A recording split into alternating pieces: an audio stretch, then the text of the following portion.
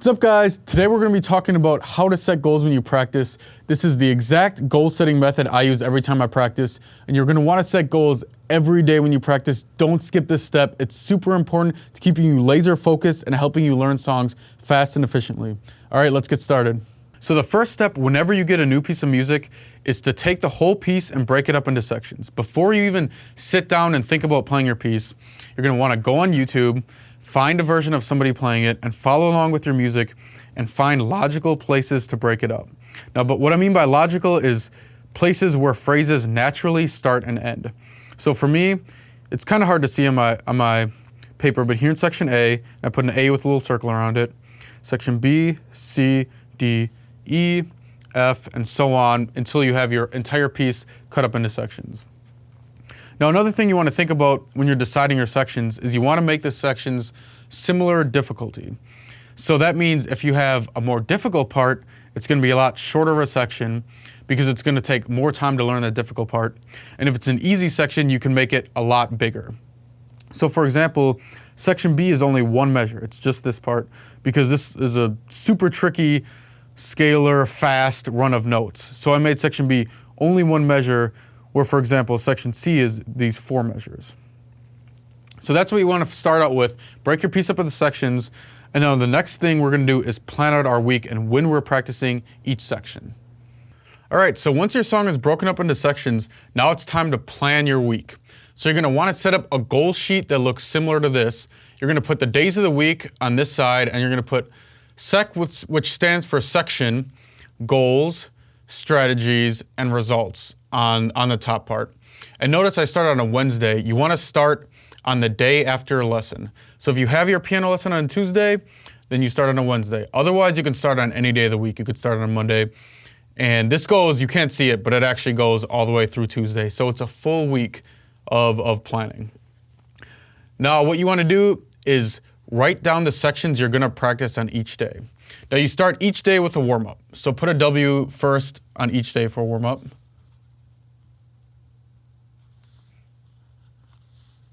And so on. And then you're going to look at your piece, and you're going to look for the hardest sections of your piece.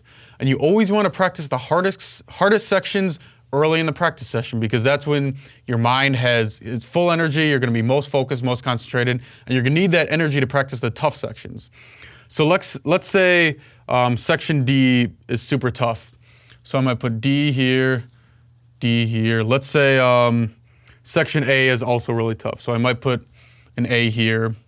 And I would continue to fill out the rest of the week, putting my toughest sections on the beginning of the day. And maybe do each section, 3 times a week. Maybe if it's an easier section, do it 2 times a week. If it's a harder section, maybe do it more than 3 times a week. But you'll kind of get the feel of it the more times you do this.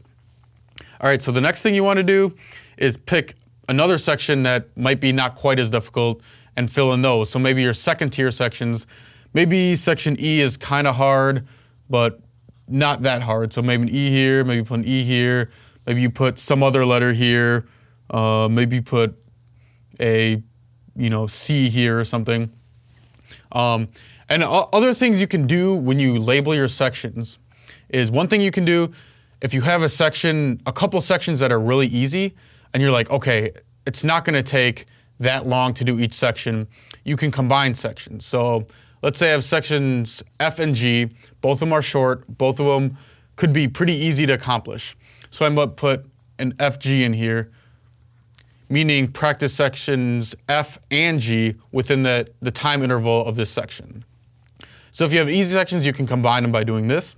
Another symbol you can use is the 1 of 2 and 2 of 2 symbols. So for example, let's say section H. Let's say you have section H and it's a really long section and it's going to be pretty difficult.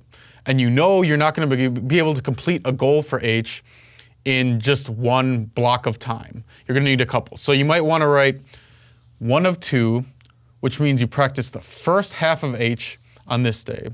And then on Friday, you could write 2 of 2, and 2 of 2 means you practice the second half of H on this day. So this day you do, maybe if it's an 8-measure section, you do the first 4 measures, and on this day you practice the next 4 measures.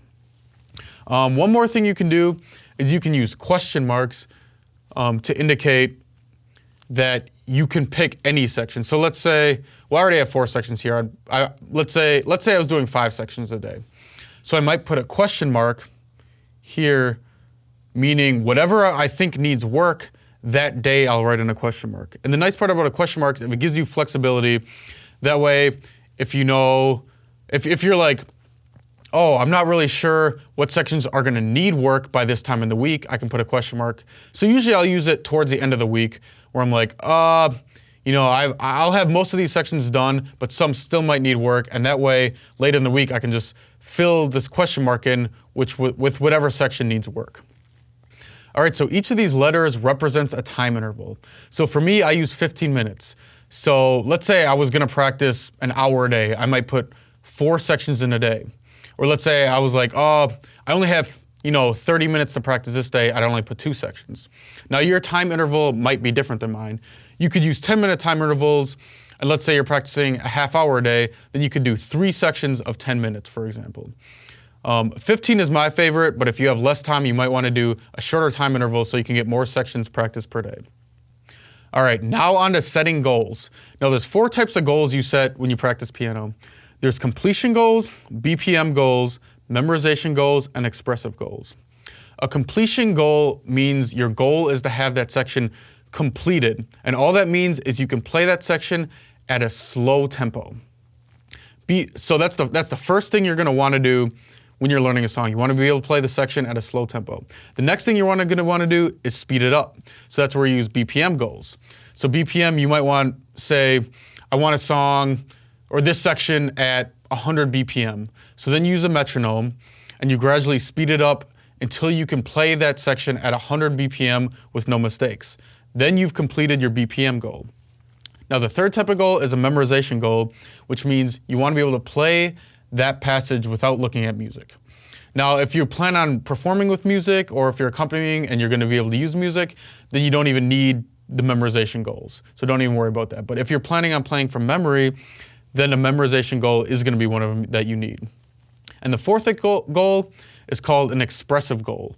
And what that means is you want to be able to play the section smoothly enough and have it enough in your brain that you can play it without even thinking about it so you can focus on making it expressive. Because once you know the notes really well, that's when you can start, putting dynamics, putting emotion into it because you really know it well. All right, so here are some examples of goals I might set. And I'm going to use shorthand for these. You can develop your own shorthand. Otherwise, in the book, I have a list of the shorthand I use, but it really saves a lot of time because you're going to be setting goals every single day you practice. So you're going to want to develop a shorthand that helps you set goals faster. So for example, for my warm-up, you're going to be doing scales, arpeggios, maybe some kind of finger drill, something like that. So maybe I want to have my E major scale. Let's say I've been practicing it for a while. I have it completed at a slow tempo, but I want to get it to a faster tempo. So maybe my goal is to have it at 100 beats per minute. So I'd write E major at 100. And that's my shorthand for E major scale at 100 beats per minute. Now that's my goal for that. Maybe section D. Let's say I haven't learned section D yet. So my goal might just be to complete the left hand, which means I can play the left hand at a slow tempo with no mistakes. That's my goal. So my shorthand for that is COM-LH. So complete the left hand. So that might be my goal for section D. Now let's say for section E, I might want to get it up to 100, let's say hands separate. Let's say I know I'm not going to be able to get it up to tempo, hands together. So let's say I could put at 100 HS. S stands for hands separate, meaning I want to get my right hand and my left hand each individually at 100 beats per minute. Now let's say for sections F and G, I have them up to speed, hands together. So now my next step, I might want to memorize them both hands together. So I might write mem, which is my shorthand for memorize, and HT for hands together. So my goal for section FG is to memorize them hands together. And you go through this until all your goals for the day are completed. Now you don't go and write your goals out for the entire week because you have to know if you complete these goals first before you write your goals for the next day. So only write your goals for that day. All right, so the next step is now that you have your goals, you have to figure out how are you going to accomplish these goals. And that's what the rest of this book is about. It's about the specific strategies that are the fastest for accomplishing certain goals. So for my E major scale at 100, I'm going to have to speed it up. And for me personally, I know that using a metronome and using the metronome ramp-up technique is the fastest way to speed up a scale. So I might put met HS, which is my shorthand for use the metronome ramp-up technique on hands separate. So I do my right hand and my left hand using the metronome ramp-up technique. All right, so I've gone ahead and just filled in the rest of the strategies. They aren't really important to you specifically right now because you don't know what these strategies are, but eventually once you learn the rest of the book, you'll learn exactly which strategies to use on which sections of your piece depending on which goals you have. All right, so now the next step is following the plan. And obviously, planning one thing doesn't do anything unless you actually take action and follow it. So sit down, take out a stopwatch. Don't use your phone because if you use your phone, you're going to get distracted. So actually get a stopwatch or a kitchen timer and something like that, and practice each section for whatever time limit you have. So for me, I would do the warm up. I would do my metronome hand separate for 15 minutes. Now you might want to do this for the majority of the time, and then like towards the end, if you've done it a lot, you might want to just switch it up and try some other strategy out. But at least for the majority of the time, you should be doing the strategy that you picked to reach your goal. I like using a count up timer, which means instead of counting down and then beeping at the end when it's done, it counts up. That way, let's say you hit 15 minutes, but you're just on a roll and you're just focused and you're feeling it, and you want to be able to go over that time limit if you can. And if you have a beeper, it's going to distract you and you're going to stop and go on to the next section. With a count up timer, maybe you'll go on to 20 minutes practicing this section, then look down at your timer and realize you've gone for 20 minutes, but you've been super focused and disciplined the whole time, so you're still getting a lot out of your practicing. And once you've been doing this for a while, then you can start really using more flexibility and saying, oh, like maybe you've practiced section D for 10 minutes and you're like, oh, I got this easy. Then you can move on to another section for the last 5 minutes of that 15-minute chunk and practice that section. Or you could start using other strategies for the next goal on section D. But when you start out, I'd highly suggest stay completely strict to your schedule. That way you can build in the discipline to always follow your schedule. And then later on, once you start getting good at it, you can start mixing it up a little bit. All right, so for the final step of the goal setting process, you have to track your results of how you did that day and if you accomplish your goal. So if you accomplish your goal, just write completed.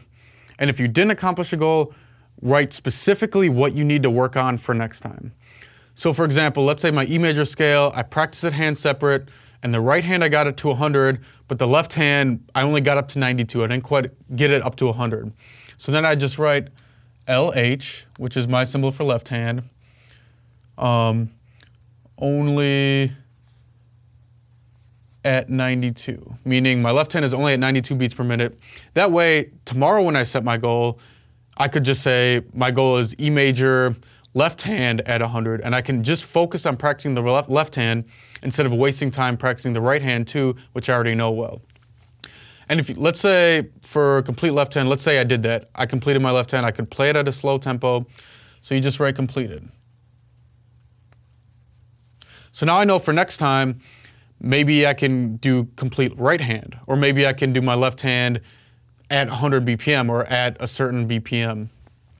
And let's say for this next one, let's say for section E, the first half went really well, but the second half I still need to work on. I don't have that completed at 100 BPM. It might be, at 50 or something. So maybe I write 2 of 2 needs work. So now I know next time I have section E in my schedule, I can just practice the second half, and I can make my goal specific for the second half of it. And let's say memorize ham scale, let's say I completed this one too. So you can see why it's so important to write your results down, because then you know for next time exactly what you need to work on. And another thing I like to do is whether or not you completed a goal, still cross off the section as long as you spent the time limit working on it. So just put an X through it. And the reason I do that is even if you didn't complete your goal, you still spent 15 minutes trying to get towards your goal, you still improved and got closer to meeting your goal. And it helps your brain and your motivation to have something to cross off the list, have something, I accomplished this task today, and it helps keep you motivated even if you didn't complete your goal. All right, now I want to talk to you guys about creating a master list for your song. And all a master list is basically a giant overview of your entire song and where you're at in each section.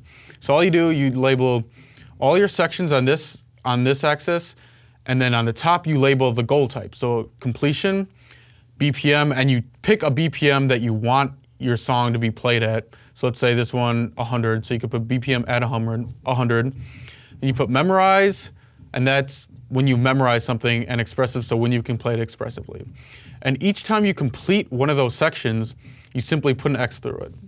So let's say Monday I'm working on section A, and I can play it hands together at a slow tempo. Boom, cross out the section for completion for A. Let's say the next day I complete D, and let's say the next day I memorize D, or I get D up to 100 BPM and I complete C. Let's say the next day I complete F and memorize section D, and so on, and you just keep crossing off each goal you completed. And this is nice because you can tell how far along you are with the song. And you can tell exactly what needs work. So now I know, okay, section D is already memorized. I don't need to practice section D much more because all I need is this final goal and section D is completely done. So then I'm like, okay, now I'm gonna focus all my goals on section B, E, and G because I haven't even completed those sections yet. So it helps kind of keep you on track, and it's awesome for motivation because you can check off your progress and you can see, okay, once I have all these checked off, that means the song is complete. All right, that's all I got for you guys today on goal setting. Make sure you put this in your practice session every day. This is an easy step to skip, but if you do it every day, you're gonna stay laser focused and you're gonna learn songs way faster, way more efficiently. If you have any questions on this chapter, it's one of the trickier sections in the book, so please shoot me an email and I'll be happy to respond to you. And now on to the next section of the book where the fun stuff begins. We start talking about the exact practice strategies you use to learn songs way faster. All right, thanks a lot, guys. Peace out.